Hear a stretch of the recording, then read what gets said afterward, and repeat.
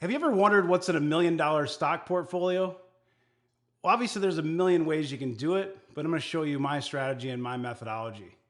Now, if you followed the channel for a while, you know I've made a couple of these videos in the past, but fans have been asking for an update. Today I'm going to bring you that video. There have been a lot of changes to my portfolio since the last video I made. Now, if you're not familiar with the approach or the channel in general, I use a combination of different strategies to really make my own methodology and what I call the effective growth portfolio.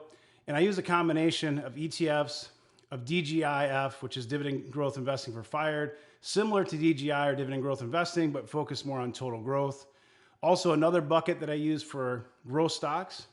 And then I also have a speculative stock bucket, or just spec, as well as cash.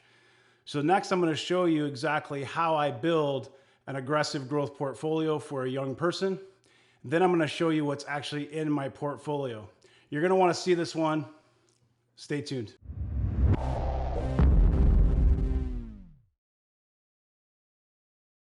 All right, guys. So if you haven't seen this video before, I'm going to go through this really quick and show you how I like to build a growth portfolio. It gives you balanced, effective stock market growth. And there's some assumptions with this portfolio. And I want to stress the fact that obviously you can build a portfolio however you want. Every person's going to have their own suitability, their own goals, their own needs. So these are just ideas for you to use to make your own decisions, to make your own portfolio. And you'll see that I have, quite a few positions in my portfolio. It does not mean that you have to have as many positions. You can have 2 positions in your portfolio if that's what you wanted.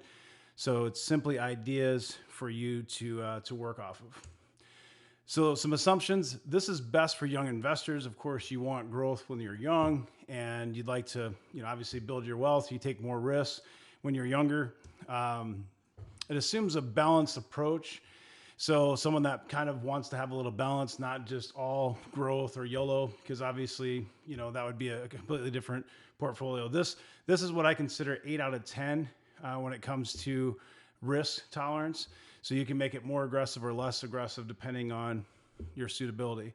This is aggressive growth, but not the most aggressive. It has risk and reward, of course. Assumes at least $100,000 in your portfolio, but don't worry if you have a smaller portfolio, you simply just reduce the number of stocks and this will work completely fine. And you'll see what I mean here in a minute. It can be completely tweaked to your needs. If I were starting today, this is how I would build if I were going to hold for 5 or more years, especially if I were young and I was, I had a 10, 15, 20-year horizon. This is what I would build a portfolio on. And I actually mimic very similarly to this portfolio, my own portfolio that I'm going to show you in a few minutes. So 25% in ETFs, and you can use whatever, every ETFs you want. A lot of people like ARK, there's WCLD, there's CLOU, there's a bunch of different ETFs out there you can leverage. This is assuming, simplistic 3 ETFs, QQQ, which is NASDAQ 100, the VU, which is S&P 500 from Vanguard, and then DGRO, which is a dividend growth investing ETF. And then you want 20% in this approach. You have 20% what I call DGIF. That's dividend growth investing for fired. So someone that wants to retire early on dividends, but you don't have to necessarily be in the FIRE movement to like those stocks. What those stocks are total growth, meaning that they're focused on the growth of the dividend, but also appreciation of the actual share price, which is obviously what you want as an investor. So with DGIF, you're looking at 10 to 25 individual stocks, and it can be more or less depending on the person. Usually have 1 or 2% per holding, but you can make it as high as you want. If you want to have 4 stocks and each of them, be 5%, you could do that too. And stay tuned here for my picks. I'm going to show you those in a second. I'll actually show you everything I have in each of these buckets. With this 8 out of 10 growth portfolio, you're looking at 40% growth stocks. And I'll show you some examples in a minute because I'm going to show you all my picks. Usually 10 to 25 individual stocks. Again, it can be more or less. And generally 2 to 4% of your total portfolio value per holding. And then you're going to have what I call the speculative basket, or spec. Usually, 5 or 10% depending on the person. This specific portfolio has 10%. If you don't know how spec stocks work, feel free to go back to my channel and check out. There's actually a video that shows you how I invest in speculative stocks. It's kind of that Peter Lynch approach where you're trying to win, more than you lose. Peter Lynch says if I win 6 out of 10 times, he's beating the market. And so you're taking higher risk approaches in this bucket, things that could happen, but they're very speculative. It could either be a home run or you could possibly lose a lot of money, and you're just trying to pick more winners than losers. So in this, you'd have, 10, say you had a $100,000 portfolio, you'd have $10,000 in spec, and you might have, $1,000 in each stock within your 10 individual stocks. And stay tuned, I'll show you how I do mine. And then I like to have in this portfolio example, 5% cash. This was liquid. You use it for dips or for bargains, and you shave profits. Obviously, you're also working, so you have income, and you try to keep that cash balance of 5% or more. Okay, so what does this look like? If you were just to make a messy drawing on a notepad with my handwriting, this is what it looked like. So you got 25% ETFs, 20% in your dividend bucket, 40% in your growth, 10% in your spec, and 5% in your cash. So some people like to see it written down like that as an illustration, so I did that real quick for you. So ETFs. So let's get into the ETFs that I own in my portfolio. So now you have kind of a quick introduction of what the growth portfolio looks like if you're using this approach or this methodology. There's also a video that you can go back and see that in detail. So there's a video I have that goes into detail of what I just covered. That's 20 minutes long. I just did it in a few minutes to give you a high level overview so you have some context here. So these are the ETFs. I'm going to go through all the positions in my portfolio now. I'm going to give you the dollar amounts, give you everything so you know exactly what's in my portfolio. Now this portfolio is only for my taxable brokerage. It's nothing in my retirement account. Okay, so just my taxable brokerage account. It doesn't have my IRAs or anything like that or any of my wife's money. This is just my individual brokerage taxable account. Okay, so this is the account that I would use for early retirement, live off dividends for FIRE. So I've got QQQ. That's the NASDAQ 100. I've got ITOT, which is just a iShares total market index. It's basically like, instead of the S&P 500, it's kind of like the top 1500. So it has some smaller companies in there. WCLD, which I have a video on the channel if you're interested, that is small cap cloud stocks. So it's got things like Fastly and Cloudflare and Datadog and those kind of stocks in there, Zoom, DocuSign. And a lot of people in our group like this, this ETF a lot. There's other ones as well, like there's CLOU. I also own things like Sky, the SKYY in my retirement, but in my taxable, this is what I have. Next is SOX, and that's the semiconductor ETF. You can also do SMH if you're interested in more information about semiconductors. I have a whole series on the website about semiconductors, so definitely subscribe, and it'll make it easier to find some of this information that's out there. I also have, if you watched the last video, I had a combination of VU and IVV, which was redundant because they're both S&P 500 ETFs. The reason is because Fidelity used to have no commission on iShares, and now everything's no commission. So I've been investing for over 20 years, and I was dollar cost averaging in the IVV, but now since VU doesn't cost anything, the VU is actually a little bit less expense ratio. The IVV is 0.04 and the VU is 0.03. So I sold the IVV and converted it into VU. And then the last ETF I have is DGRO, and that's just like basically dividend growth investing type ETF, and you can check that one out if you have interest. But VYM too, I do have a little bit of that. That's the Vanguard high yield, and it's very small. I don't plan on probably adding a whole lot to that at this point. I did have plans to use that VYM more for higher dividends in retirement, but I bought a little bit of it and I haven't been dollar cost averaging into it right now. So the very top, you see the QQQ, the ITOT, WCLD, and SOX. Most of the money is in those. And I also want to point out that some of this money is actually in a separate taxable brokerage account. I have a TD Ameritrade account. It's a long story. If you watched the last video, I explained. But essentially, the total between all of my ETFs, between my two taxable brokerage accounts, is $359,546. Now, that is about 23.5% of assets, which is right around the target of 25%, but it is a little bit under, and that can fluctuate. I'm actually glad that I did this video because there's a couple things that I found that I need to address. So it worked out kind of nice.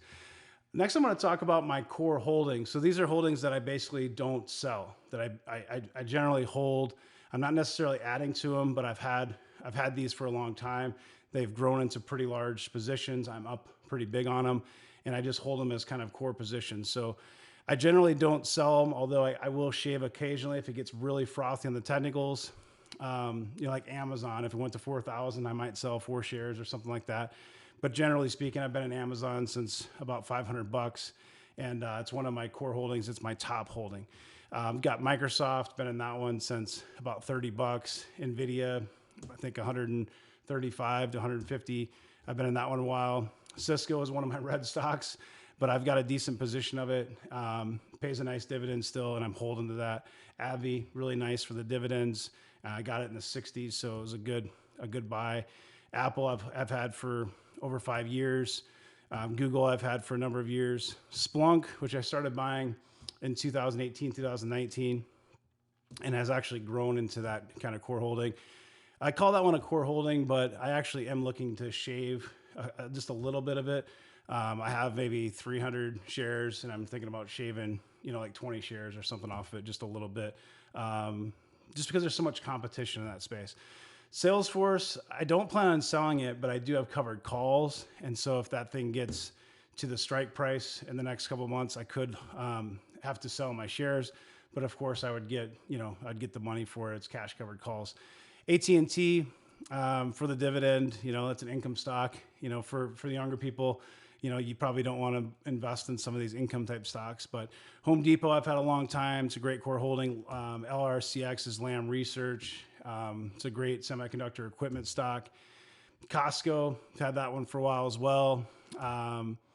Now this is ServiceNow. So if you're familiar with Snowflake, the CEO from Snowflake, Slootman, used to be at ServiceNow, and I've been in this one for a while. It was one that I didn't really put a ton of money into, but it grew into a pretty large position because it performed well. So it's kind of a core holding. I still think it has, several years of room to run. So at this point, this is a core holding. Now I do address this every year. So a core holding, if the story changes, I could, change my mind a year from now, whether or not it's going to be a core holding. But for right now, my plan is to hold these for, several years, at least 2-3 years. Disney, obviously they've cut their dividend or suspended it, and going through a lot of hard times right now with the pandemic, but it is a core holding and I'm still holding that long. And then Bank of America, of course, if you don't like bank stocks, that one might not be a favorite for you. Next, we're going to do the dividend growth investing for FIRE DGIF. Now this is going to show you different buckets. You can see financials, healthcare, technology, consumer, industrials, and I'm going to give you a grand total. Now, when we talk through this, like for example, financials, Visa and MasterCard are technology stocks for a lot of people. I put them in my financials bucket. You can do whatever you think is best. And there's things like consumer, there's stocks in there that normally wouldn't be considered consumer, and I'll explain when we get there. Note that this is a blend of both DGIF and DGI. Some of it could even be considered income stocks. So basically anything with dividends is in here, but the focus is generally on the DGIF, and the majority of this is DGIF. So you've got JP Morgan Chase, you've got Bank of America, Visa, MasterCard. I did sell TD Ameritrade since the last video. So any stock that you see that has a line crossed through it, obviously that means I sold it. BLK for BlackRock, US Bank, Goldman Sachs. I plan on selling it. The reason I haven't sold it yet is I think that they're probably going to have another good quarter or two because of all the IPOs. They make quite a bit of money off of the IPOs, and it's been a record year for IPOs. So Goldman Sachs, I'm going to hold on to that for a little longer and then sell it. I've got kind of a price point in mind. I did sell LA Financial. I sold Discover Financial Services. And I added FNF, which is Fidelity National. That is a title company. So, thinking that housing is doing well, the interest rates are still low. It's kind of maybe a short-term 1 or 2 year kind of a hold, and pays a decent dividend as well. So, obviously there's a few banks in there, but the total in the financials bucket is only $69,498. It's very small in the grand scheme of the portfolio. I do have Rocket Mortgage. I have a video on the channel about that if you haven't seen it. And that isn't actually in a separate account, it's in a trading account. So, but I wanted to make note that I did buy some of that, albeit it's about $5,000. So next is healthcare. United Healthcare has been kind of my core healthcare DGI stock for a long time. Great balance sheet, great management. AbbVie, obviously, they've been impacted a little bit because of elective surgeries, and things like that. But I do think that's a good stock long term. I think it probably gets past $100, and it's got a great dividend yield on it as well. Medtronic I really like because they're doing robotic surgery to compete with things like Intuitive Surgical. If you remember, Medtronic actually bought Mazor Robotics out of Israel. I think it closed in 2018, and they have something called Hugo Robotics that I do think has a very promising future. I don't own a lot of that, but I do own some Medtronic. CVS, good dividend stock. The legend there, note that anything with the little caret is a core holding. So you'll see like Bank of America has that little caret over there. And then if there's an asterisk, if there's a star, that means it was purchased with growth profits. So my whole approach is that I buy growth stocks. I outperform the general market. I take that growth, I sell some of those profits over time after holding it 2, 3, 4 years. I take the profits and then I buy dividend growth investing type stocks or income stocks, and I buy those so that I get dividends that I can live off of in early retirement. That's kind of the whole idea behind the plan. Bristol Myers Squibb, I've got a video on that one as well on the channel, and they acquired Celgene, which is one of my favorite biotech stocks for a long time. It's got a nice dividend. I think it's priced pretty attractively even in this range. Johnson & Johnson, it's one I bought with profits. I don't own a lot of that one. I probably should own more. It's a good quality company. They had those lawsuits for a long time with talcum powder and things, and so the sentiment was bad, but now the sentiment's kind of changed more with COVID vaccine and things like that. So the stock's been doing a little better than it was historically. This one here, LMAT, is LeMaitre, and they basically do vascular surgery. It's a smaller company. It does pay a nice dividend, though. It's a stock that I think will do quite well once the economy kind of recovers from the pandemic. It's one that's impacted pretty significantly from the pandemic. I did sell Gilead Sciences. I did sell it when it made its big run up. There's a lot of hype around the coronavirus vaccines, and I ended up taking a good profit on that one. So I did get out of that one. This is Royalty Pharma, RPRX. It hasn't performed as well as I'd expect. It does pay a nice little dividend. I don't own a ton of it. I have a video on that one as well as an IPO. It's interesting. It's one that a lot of people like, even like Kramer.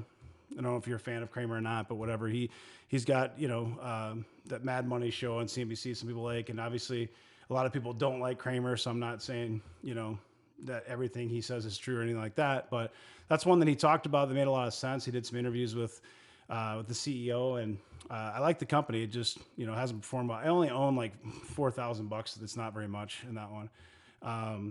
So that's kind of your healthcare. $69,404 in healthcare. Probably need to get a little bit more in there maybe. Technology, you can see, is the largest. It's got $225,000. And in fact, if you take Apple, Microsoft, and NVIDIA, that alone is about $150,000. So good chunk of money in those three stocks. Lam Research, Skyworks Solutions. Lam Research does semiconductor equipment. It's been one of my favorites for a while. Pays a nice dividend. Skyworks just did a video recently on 5G and semiconductor stocks for 5G. And Skyworks is on there, as well as Marvell and Qorvo. Check out that video if you haven't. I think it's a good pure play 5G kind of a stock. Cisco, we talked about earlier, is one of the core holdings. Obviously hasn't performed well. Cisco is one that's going to get hit really bad from the pandemic because they sell hardware and they also have a lot of government business. So when you think of government budgets, the first thing they're going to cut, generally speaking, is going to be things like hardware. So Cisco does have a play with 5G. It's going to take time for that story to unfold. At this price, the dividend, I think, it's pretty safe, and it's probably attractive for the right person. Obviously, if you're young looking for growth, it's not necessarily in Cisco, but for the right portfolio, Cisco could definitely be attractive here. Avgo is Broadcom. I like that stock. Qualcomm as well. Both those have 5G and Internet of Things type plays. I did sell Applied Materials. I didn't own that for very long. It was just kind of a swing trade. They're very similar to Lam Research, and I personally prefer Lam Research, so I just got rid of the Applied Materials, had a nice profit on it. Intel, I don't own a lot of Intel. I'm up pretty good on it. I bought Intel kind of at the lows, and it's done pretty well, but I don't own a lot of it. It's just a small amount. I did sell Texas Instruments, just, one that I really liked for autonomous. Decided that Marvel was kind of the right pick moving forward for some of the things that Texas Instruments did. It's still a good company though, pays a nice dividend. Just need to clean up, some of the portfolio. Xilinx, another one I sold. This hasn't been performing the way I'd like. Even things like ARC ETF have been selling that one as well. IBM, I don't own a ton of that either. Nice dividend yield. Marvell, if you're interested in Marvell, I've got a video on the channel that talks about Marvell in detail, goes into a lot of great information on that. I also have a video on this one, NetApp. This is it's really an income stock with upside, pays a 4.5% dividend. I've got some friends that work there, and they basically are hardware, but they're trying to get more into the cloud space and things like that. It's not going to respond like a growth stock. It's very much like an IBM where it pays a solid dividend and has some upside, but it's really an income stock. ADP, bought that one kind of as a rebound play, and it's done pretty well. I think I'm up maybe 10%. I only bought it maybe a month ago. One that I kind of have in the barbell. Okay, up next is the consumer bucket. Now this one has a few stocks in there that might throw you off a little bit, and I'll explain. So it's kind of a combination of consumer staples, consumer discretionary. I also have phone companies in there as well, because I look at more as consumer, although they generally would be in a different bucket. If you were actually following the guidelines, it's going to be in your telecommunications or your communication services, it's kind of weird because they link that together with like Twitter and social media and stuff now, but I put it in consumer. So I've got Nike in there, I've got Home Depot, had those for a while. Costco, Costco, we shop all the time at Costco. That's all. That's pretty much where we buy almost everything, is at Costco. So here we go. AT&T. I've got AT&T and I've got Verizon in the consumer bucket, but technically, it wouldn't be in here for most. Those are really there just kind of as income. I pay a nice dividend, pretty safe dividends. Constellation Brands, one that has not performed well at all. It's got some, speculative exposure with cannabis, with, canopy growth and things like that. So, we'll see how that one plays out. I think I maybe have $10,000 of that or something, but pays a nice dividend. I'm up a little bit on it, but it definitely hasn't been one of my top performers. I'm hoping that it kind of comes out of that funk. And, if we do get legalization federally in the United States, I think that this will be a very good play, but it's kind of speculative at this point. I did sell Foot Locker. Obviously retail was just not in good shape for a while. Got rid of some of that. Altria, I own that, really an income stock. It's one of my stocks that's actually red, but it's still paying a nice dividend yield, and there's no reason for me to sell it really. McDonald's, don't have a ton of that one either, but it's good. It's mostly a real estate play for me. But you probably got a little bit of McDonald's in their portfolio. Now Disney, I mentioned earlier, the dividend is suspended. So technically it's not really a growth stock. It's not really a dividend stock right now. It's just kind of in no man's land, but I'm holding it because it has a great brand. I like Disney Plus. I like, Marvel. They've got the Marvel comics. They've got Pixar Studios. They've got the Star Wars. So got a lot of stuff going on for them. I said Marvel, and I was thrown off. I thought I was making a mistake because we just talked about Marvel, and a lot of people get Marvel, like the semiconductor, confused with Marvel comics. But I got $112,000 in consumer. I did sell some Tyson, and I actually added Tractor Supply Company. Tractor Supply Company is a really interesting one. If you look at it, people think that they just sell, tractor parts, but that's not really the case at all. It's kind of like a combination of a bunch of different stores in one. So like you think of like a Cabela's, like a sporting wear store, they sell, depending on where you're at, but like the one where I live, it sells guns and ammunition. It sells, clothing. It sells almost everything you can get at Home Depot. I mean, it's got, just tons of different stuff in there that you can buy, even like patio furniture and just random stuff like that, and tools. So it's very popular outside of cities and more suburban to rural type areas.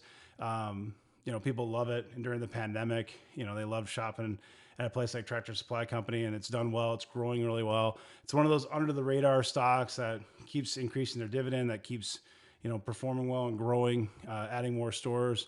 I like that one as a long-term DGIF hold. So next is Honeywell, which I timed the bottom of that really well.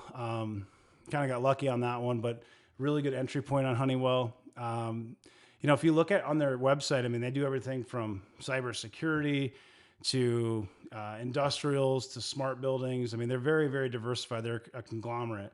Pays a nice dividend, turning more and more into technology, even has some software. So it's a very interesting company that a lot of people don't really pay attention to, but I think I like it in my portfolio. I wish I had even more of it. L3 Harris, one that hasn't performed well. It's a defense stock. They do a lot of radio equipment, night vision, things like that. It's a pretty cool company though. RTX, Raytheon, it was just too cheap for me to ignore. I picked it up. It's got some nice dividend. This is one that I'd probably sell if we had, a nice rally within the defensive stocks. Leidos, same kind of deal. Leidos, another defensive contractor. But these guys are almost like an Accenture. If you think of like consulting, they do a lot of like cloud services and things like that for Department of Defense and different parts of government and military. So it's kind of an interesting company.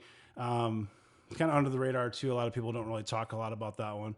I did sell Technoglass, which is a South American company that basically builds glass for skyscrapers. It's a cool company. It just, the story kind of changed. They cut their dividend and I decided to part my ways with that one. International Paper just, wasn't performing well. The dividend just wasn't worth it. Decided to cut it. Boeing. Now this is one that I probably should sell, but I have a hard time with it. I've been talking in the Discord group for Fired Up Wealth. What do you guys think? Should I sell Boeing? Should I hold it? It's one of those things. If you don't sell it, it's just going to sit there for 2 years. If you sell it, it's going to rally. They just on Friday announced that the 737 MAX was safe to fly again, but the problem is nobody's flying. You think of business travel. I generally am on the road every week or every other week traveling for work, and now I'm not traveling at all. And most technology companies, which is the majority of the travel domestically in the U.S., they're saying, no travel for another, basically till next summer, So I think, if you listen to some of the CEOs, like even the Delta Airlines CEO the other day was saying that he thinks it's a 2-year recovery. I think it could be even longer than that. I was saying on the live stream in Patreon, I think Friday, I was telling the gang that I thought, it could be 4 years, it could be even 5 years before we see the number of flight paths back to where it was in 2019. So I'm not sure what to do with that one. It is red for me. I could tax loss harvest it. Dow, I've had it for a long time. I think it was really undervalued. So I'm about par on it now. It pays a nice dividend yield though. It's still crazy inexpensive. It's like one of those value stocks. I like the dividend. Balance sheet looks good to me. I got to have some diversity in the industrials, so I do own some Dow Chemical. I did sell UPS, and the only reason I sold it is it made a massive run, and it probably could go higher. I just decided that it was time to part ways with that one. I mean, I think it made 60% on it, and I didn't have it very long. It was basically a trade, so I decided to get rid of that one. Lockheed Martin, they're doing a lot of great things. They've got a space division, pays a nice dividend yield, another defense contract. You can see I've got quite a few of the defense contractor type stocks in there, but I'm pretty light on industrials, guys. I only have $27,708 out of a total of, what's my total? Wow, $503,801. So I have $500,000 and only $27,700 is in industrials. So I'm pretty tech heavy. I'm very tech heavy. And if you talk to a financial advisor, I'm not a financial advisor. If you talk to a financial advisor, they would say that this is not balanced and you got to do what's right for you. You know what I mean? So definitely I'm not saying that this is the best approach. This is just how I do it. It performs pretty well. And, it works for me. So this is about 33% of assets. Now, I told you earlier that the goal was 20%. So why is mine 33%? Well, because the idea is that I was going to retire in a couple of years and live off dividends. And so I've had a lot of DGI in my portfolio. If you look at the last video though, it used to be even higher, the percentage. I've been selling, you can see the ones I sold and I did add some, But the ones I've added, I really, if I think of like Tractor Supply Company and like Rocket, FNF. Now, Rocket Mortgage, I do want to announce that Rocket Mortgage does not pay a dividend either. So, Disney is suspended. I think Disney will eventually pay a dividend. Rocket Mortgage does not pay a dividend. I think that they eventually will. So I just want to point those out. They're kind of in no man's land, and I just have them in here. But my point, my point being is that I did used to have more DGI, and I've actually sold some of those positions, and I've bought more growth. And I'll show you the growth stocks here in just a second. So this is what most of you probably came for, to see what's in the growth basket. I did make some changes, only a couple of sells. I did make some adds, but let's go through this. So Amazon, it's been my largest holding for a long time. And I've been a bull on Amazon for as long as I can remember. Google, they've got antitrust risk right now, and that's part of the reason why the stock hasn't performed. Their last quarter didn't really blow it out of the water either. It's one of those stocks that it seems like there's so much value there. It just hasn't performed the way you wanted it, but I've got it as kind of a core holding, and I'm holding it long. Splunk, I've got a video on Splunk, a couple of them if you're interested. There's a video that's on the channel that compares Datadog and Splunk. There's also another video, I think it was the top 5 under the radar AI stocks, and Splunk was on that. If you want more information on Splunk, check those videos out. Salesforce, CRM, they're best of breed when it comes to CRM. Now you'll notice in growth, I try to get the best of breed, so Amazon, obviously everybody knows Amazon for retail. I buy them for AWS.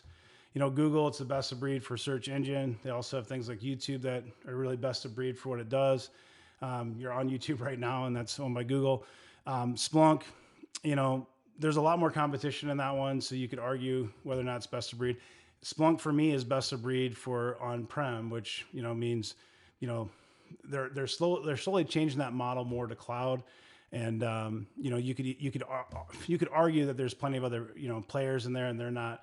It would be one of the ones on the list that probably wouldn't be a no-brainer best of breed.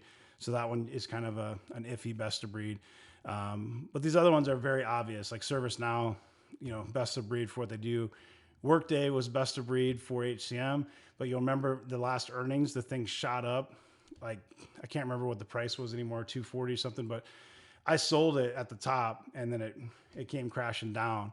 It ran so hard, so fast. I had no choice but to take money off the table. And, I just decided to move on from Workday. I still think it's a good company. I think it's best of breed HCM. But with that said, I do own 2 other HCM SaaS companies, and I'm going with the smaller, with more growth upside. So Workday is, much more mature compared to the other 2. I think the other 2 have more upside on the stock price. Square, been in for a long time. There's a lot of opportunity with Square, not only in, payments, but, things like Weebly they own for website design.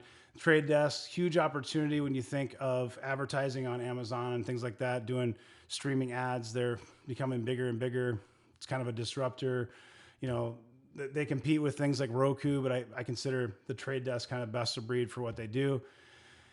Everybody's favorite, Fastly. I'm rocking house shares on this. I've taken a lot of profits. I've actually got some cash covered calls that I did that were at $180 strike price, and it literally fell down into the 80s here after basically doing a pre-announcement that they're going to miss earnings by a few $1 million. I mean, pretty crazy drop on that.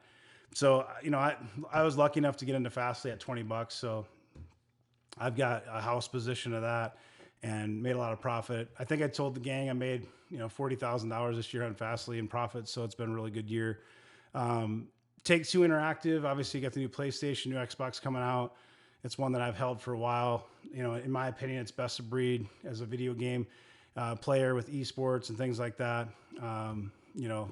Red Dead Redemption, Grand Theft Auto. If they ever make a new Grand Theft Auto, I mean, they still sell more shares, anybody else in Grand Theft Auto, and it's been out for how many years? PayPal, to me, it's a no-brainer fintech play. During the pandemic, anything you buy now, you can use PayPal instead of, putting your credit card in. And it's so convenient and be like, go to checkout instead of getting my credit card and entering it in, I can just, I can do PayPal, click, done. And I mean, you know, they make money on every one of those transactions. Obviously, they own Venmo as well, so it's done really well. New Relic is one that I'm going to sell. It's something that just, you know, isn't really best of breed anymore, and it's one that I probably should have sold sooner. I am up on it, luckily, but I'm trying to sell it for a little bit higher price, so I do have a limit order in. All right, next you've got CrowdStrike. That's, you know, endpoint security, best of breed. It's integrating now with things like Cloudflare. I've got a video, actually a demo on Falcon. Go take a look at that. But it's one that I wish I owned more of. I'm up nice on it, but I wish I owned even more of CrowdStrike. That's one I plan on holding for a while. Ring Central, it's one that, you know, it does compete with Zoom. It has some different features of Zoom. It does a lot more international partnerships with things like Alcatel-Lucent in different countries, lots of European countries. And it's performed pretty well, but obviously Zoom has been the leader. And so, you know, if you were to make an argument which is best of breed, it's probably Zoom. So Ring Central to me, I think is, if for a business, in my opinion, I always thought it was the best play for business, but obviously, you know, the market doesn't agree with me. You know, people are using it more and more for business. Even Oracle's entire Salesforce uses Zoom. So, you know, Zoom really is the best of breed. If you're going to buy one of the two, it's probably Zoom. I'm still holding Ring though, and I still think the stock has some good upside potential, but just want to give you my 2 cents on the actual company. I still like the company though. I think there's plenty of room for a couple of big providers. And if it's not number one, you know, it's number two in my mind. So, you know, again, you make the decision for yourself. Zoom is just so hard to own at this price point. Probably still keeps going higher, but for a lot of people, it's hard buying it here. I owned it, sold it too soon, never got back into Zoom. So Blackline, another one I did a video on. It's a great company if you're interested more in Blackline. Deals with financial close and things like that, SaaS software. Autodesk, you know, they own Autodesk Maya, which they made Frozen 2 off of. Great company. Stock's been doing really well. Elastic, it's part of Phaser. If you're interested in Phaser stocks, I have a whole video on that. So Phaser is something that Motley Fool kind of adopted. And ESTC is the stock ticker on that one, Elasticsearch. ZS is for Zscaler. That's great for cloud security. I do have a video on that one as well. There's a lot more overlap with some of these companies now. Like even with Cloudflare's new services, they're starting to overlap and kind of compete in some of these areas more, like with Zscaler. But I do like Zscaler. I'm up like 180% on it, and I do plan on holding it for a while. Paycom Software. This is one that basically you know, competes with Workday. They're a little bit smaller. They're out of Oklahoma City. If you ever watch Shark Tank, the lady that's on Shark Tank, I can't remember her name, but she does commercials on CNBC for Paycom. She must be one of the investors or something. Intuitive Surgical, about robotic surgery. I think there's a lot of future in that. We talked about Medtronic earlier.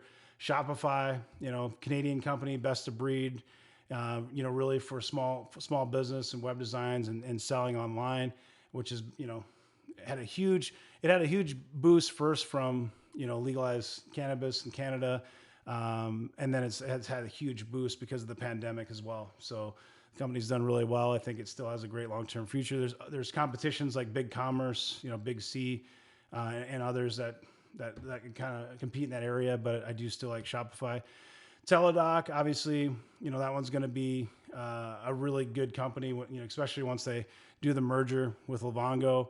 It really combines when you think of you know, chronic illness and acute illness. They kind of have that one-stop shop for remote telemedicine. I think it's going to be a really good long-term hold.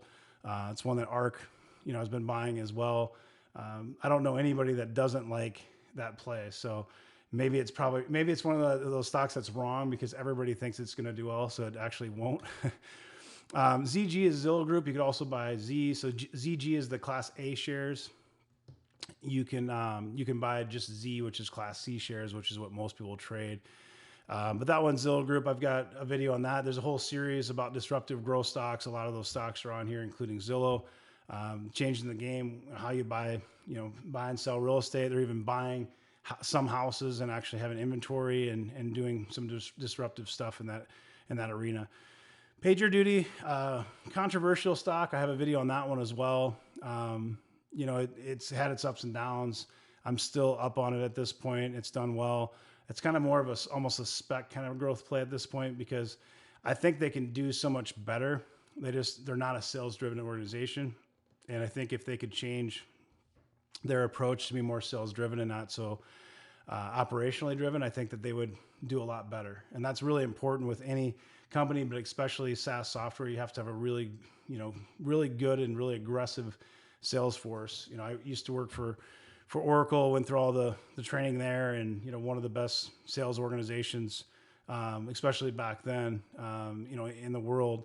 And some companies are ran a certain way, and PagerDuty just isn't really sales driven, and I think it needs to be. Twilio, that's made a massive run.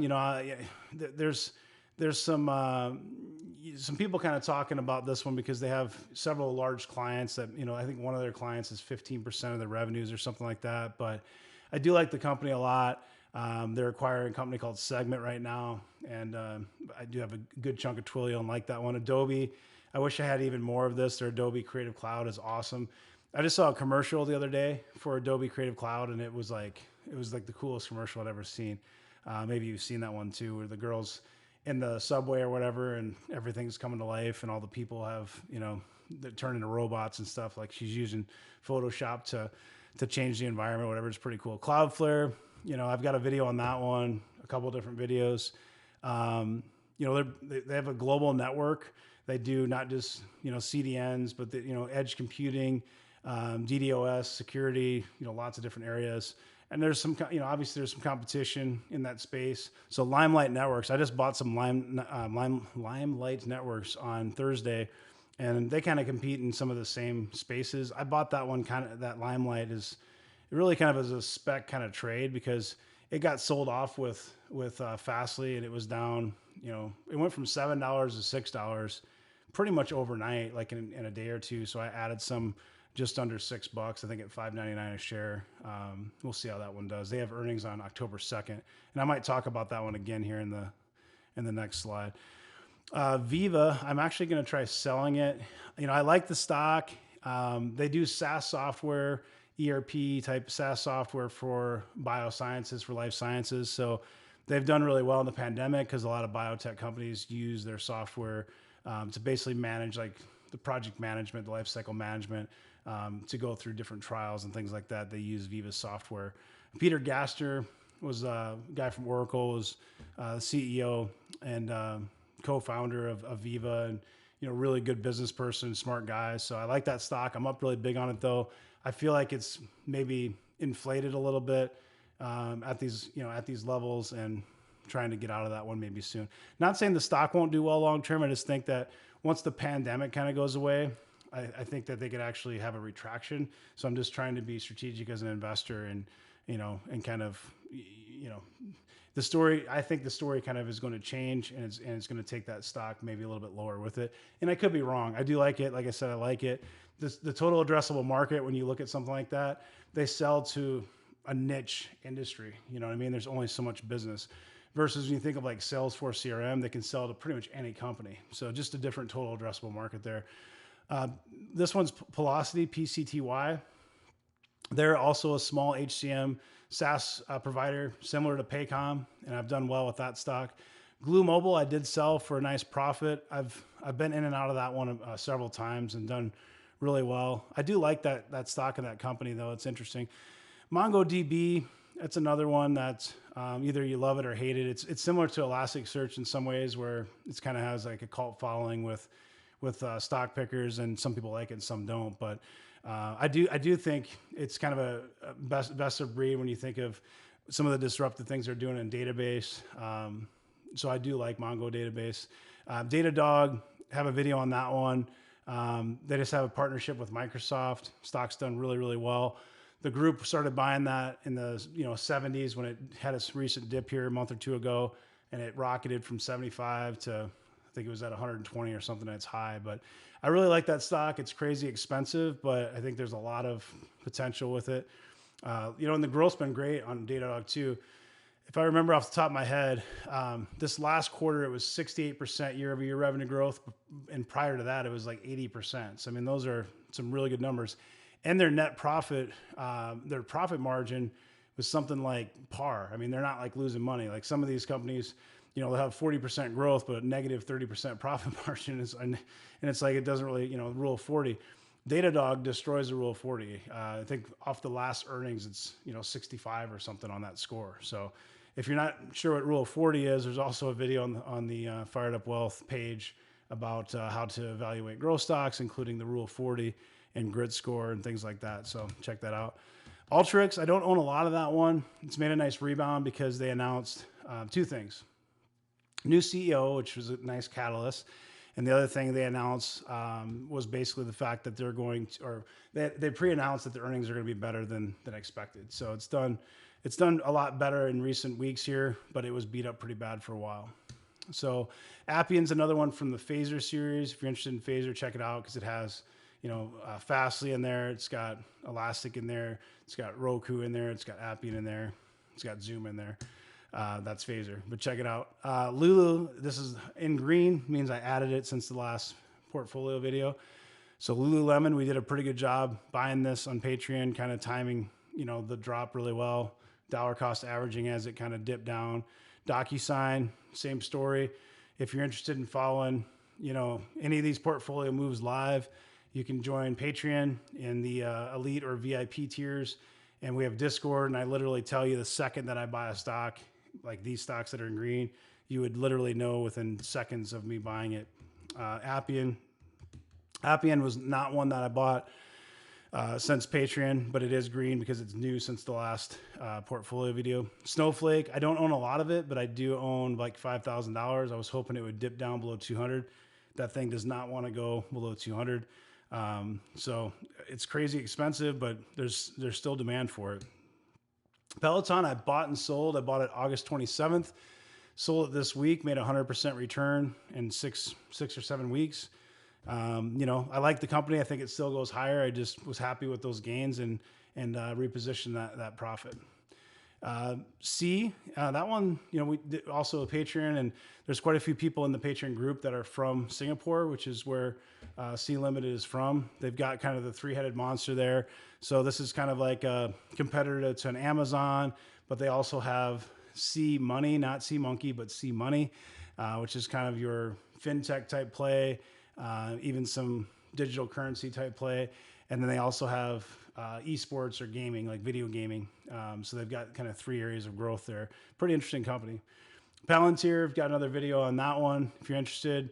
And C Limited, I also talk about that a little bit in a video with the Disruptive Growth series. So you can check out the Disruptive Growth series. It has that in there. Palantir, there's a single video on there in the IPO series. Do own a little bit of that. It, opened up, shot up over $11, then kind of retracted that down in the high 8s, and now it's trading, mid to high 9s. So we'll see how that goes. So my total growth portfolio, just for the growth bucket, $451,323. That's about 30% of total assets. And that's below 40%, which was the goal for this portfolio. So why is that? Well, I've actually been growing this more. I've been selling DGI, and I've been taking DGI and buying growth. Usually I'm doing the opposite. But my story has changed. My story has changed because I'm basically doing this, more as a business, and I've got a nice Patreon gig going on, and we've got a great group, and that's kind of changed the game. I don't need as much dividends to retire early because I actually have, an income stream that way. So it's kind of changed my plan a little bit, changed my story a little bit. And I'm actually, I'm going more into growth right now. I still have good balance. You saw earlier, I still have quite a bit of dividends in there, and I still have good balance, but I do have, 30%. I'd like to get that number closer to $500,000, with the total assets. So got a little bit of work to do there. And I do have some cash. So you'll see on the last slide that we talk about is the cash balance. And I can easily get to my goal of $500,000 just with a couple moves. Here's the speculative basket. So speculative is when you're going to buy, basically a handful of stocks. Like say you have a $100,000 portfolio, you're going to say, I want 10% spec. You're going to buy maybe 10 stocks, $1,000 per stock. And these are ones that could literally double quickly overnight, or they could literally lose half their value or go to zero. So you think of like, Virgin Galactic. It's one that rockets up to 40, falls to 15. It can go up 20% in a day. It's a spec stock. I think it's a quality spec stock. There's, not all spec stocks are equal. There's some that are just, penny stock trash. This is not that. This is what I call a quality stock with, a quality spec stock with someone like Richard Branson, behind it. In my opinion, this is the kind of spec stock that I try to stay with these days. Same with Beyond Meat. It's a spec stock, but it's a quality spec, stock that has a lot of, high-end investors behind it. Planet 13, I've liked this stock for a long time. I've visited Planet 13 several times in Vegas.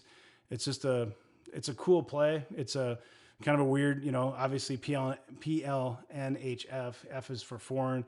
It's technically going to be more, more of a risk. It's a penny stock. All those, it trades for, $3 or $4 or whatever it's at right now. But anything under $5 is technically a penny stock. So, it's a higher risk one, but it's a perfect spec for me. Green Thumb, same thing. Green Thumb Industries. VVIV, that was a spec on the last one. I think I said buy it at 86 cents or something, and I sold it. Maybe I didn't time the top perfectly or anything, but I did get it, 5 or something like that, $5. But it was a 500% or more return in a short amount of time. So that's perfect spec stock. You get a 5-bagger, you sell it, you reposition it. And I actually sold that VBIV, and I used the funds to buy Virgin Galactic back. And I've been buying and selling Virgin Galactic. I actually have cash covered calls on Virgin Galactic SPCE. I've got 2 contracts on that as well and got paid a premium. So good stuff. True Leaf, another cannabis play, Canopy Growth. These are all. So I sold Charlotte's Web at a loss. I sold Hexo at a loss. Trash. DraftKings I have in here is spec just because it's really expensive and it's speculative, but it's another what I call quality spec play. Select Quote, I had a small amount of that, sold it. GMBL, same thing, spec one. TRHC is another kind of small cap spec. Still have that. I'm down a little bit. I did a dollar cost average on it, so it's not bad, but it definitely hasn't performed as well as I'd hoped. It is in my spec bucket, and overall this basket is doing really well. And the idea behind that, you have 2 stocks that go up 300%. You have 5 stocks that don't do a whole lot. You have 2 stocks that are dogs, but you tally all the chips up, and you're still going to outperform the market in most cases. That's kind of the whole concept behind the spec basket. Tesla, it was another really good spec play. Some people might have it in their growth. I have it in my spec. I did a video when I bought $20,000 in Tesla stock, and I got lit up for it, but it's done really well. I've made over $10,000 or whatever it is on that one, so I'm still holding it for now. And it's in the spec bucket. So added another EV play as spec, PIC. Check that one out. It's pretty interesting. I think that the price could rally when we get closer to the actual acquisition finalization of the spec. So take a look at PIC. It's a spec play. It's been churning between, it was at $9.50 and it went up to, I don't know, $13-14. It's churning right now closer to like $10.50. So it may or may not be a good, entry point depending on if you like the company, but take a look at it. They actually have cars on the road. They've been around a long time. The CEO is an MIT grad. It's got a good management team. They've got legitimate customers that they actually, have been working with for years. So, it's a real company. And I think there's some potential there. It's kind of off the radar for most people. Twist Biosciences is another one I have in my spec. If you follow the ARC-G ETF, that one's in there. I'm up maybe 30-35% or something since I bought it. And I bought it, I don't know, 6 weeks ago. It's done pretty well. This is one that, Connor, thanks for bringing this to the group. This is MindMed, MMEDF, not to be confused with MedMen. This is MindMed, and it's really interesting. It's actually backed by Mr. Wonderful. He's one of the investors, and there's videos on the internet if you are curious more about that one. I've never made a video on that, but I do own some shares, and it's very small, maybe a couple $1,000, up 5% or something at this point. So my total in my spec basket is $105,184. Now that's 7%, and it's less than my 10%, goal, if you want to call it a goal, in the build out of the 8 out of 10 aggressive growth. So why is that? Well, it's just, I've got some extra cash. You'll see in the next slide, I've got some extra cash, and I've sold some of these, and I just haven't repositioned the money. But I'm also just messing a little bit less with spec because, I'm closer to early retirement. I'm not in my 20s anymore. And, if I were younger, this is when I took a lot more risks on spec.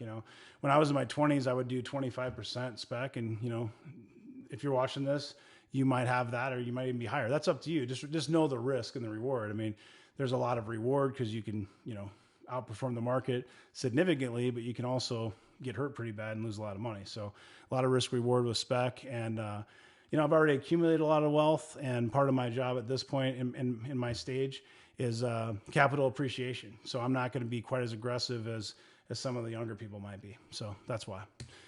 Rebounds and flips. If you watched the last video, these are all stocks that I bought kind of at the lows, and I flipped them, made some good profits. So Live Nation, I like that as a long, just made a good profit, sold it. CUK is Carnival. That's the PLC version of CCL. Flipped that one. In fact, that one's, it was in my flip rebound, but I did have some actually at higher, and then I bought some. I basically bought myself out of it. And I don't always recommend doing that. I don't recommend anything because I'm not a financial advisor, but I don't always suggest, even to myself that, just because something goes down, you should buy more. But in the case of Carnival, I had a lot, it went down. I was really deep red. I bought a bunch of it when it was really low. Once it popped up, I pretty much sold it at par or small profit. Regeneron was a nice swing trade. Build-A-Bear, got rid of that. FNF is now in the DGIF bucket. So I did already have that. I just positioned it out of the rebound. I decided to keep it as a DGIF long-term, and I did add a little bit as well. Expedia, sold that for profit. Macy's, I think I sold that one at a loss. Marriott, sold it for a profit. Delta Airlines, that one was pretty much at par. And then Penn National Gaming, that was an amazing profit one. So got rid of all that. There's no longer any of those except for FNF, which is now in my DGIF bucket.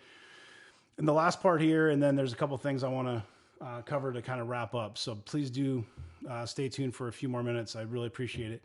So cash, I have about 6.5% cash right now, which is just under $100,000, and it's higher than my 5%. Why? Well, because I knew there's gonna be a lot of volatility around the election, and I freed, at one point I was at 11 or 12% cash, and I have been putting that cash to work. I've been sharing all my buys with the Patreon and Discord group.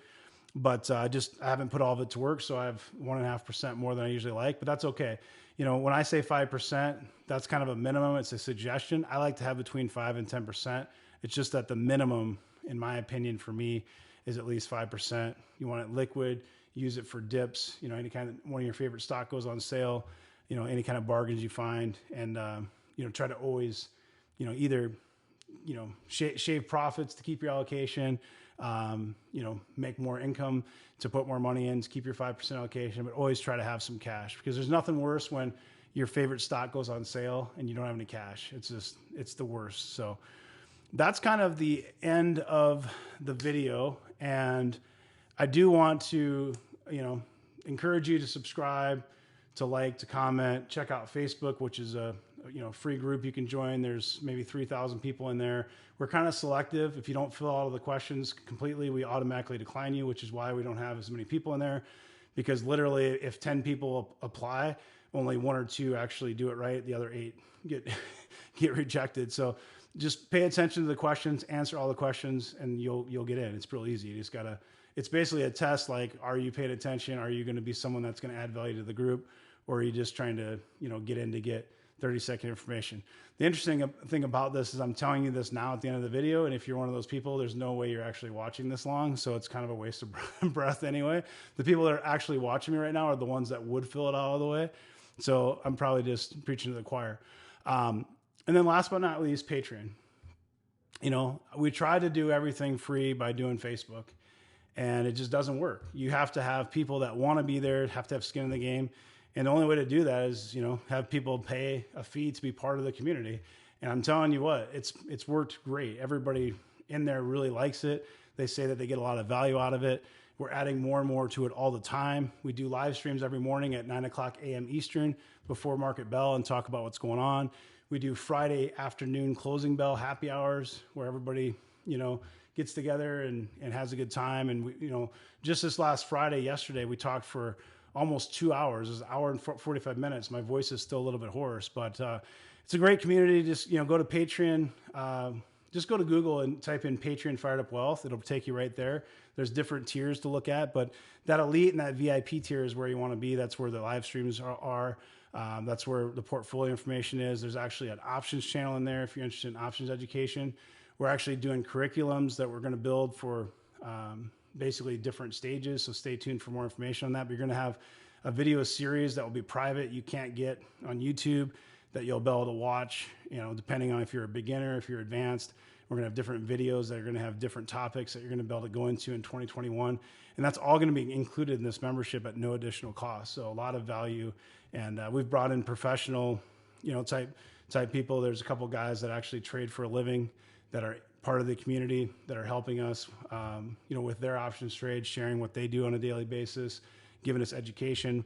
We've got technical analysis pros, in Discord that are actually helping the group. So, I'm the coach and, I definitely help where I can, but it's not just me. It's a whole community of people working hard for one common goal.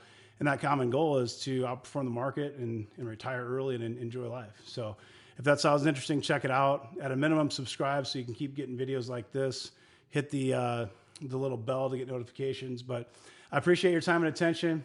Hope you have a great rest of your day. Take care.